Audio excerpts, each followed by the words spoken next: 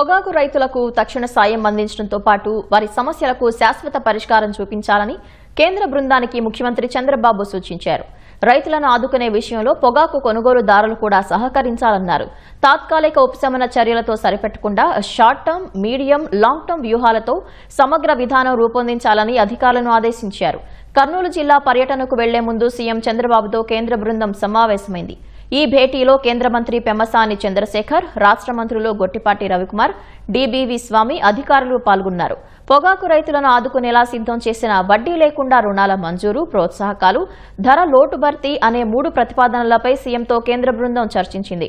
కేంద్రం నుంచి ఎంత సాయం చేస్తారు, రాష్ట్ర ప్రభుత్వం ఏం చేయాలనే అంశంపై చర్చించి త్వరగా ఓ నిర్ణయానికి రావాలన్నారు. అంతర్జాతీయ పరిస్థితులు, మార్కెట్ డిమాండ్ను కూడా దృష్టిలో ఉంచుకుని నిర్ణయాలు తీసుకోవాలన్నారు.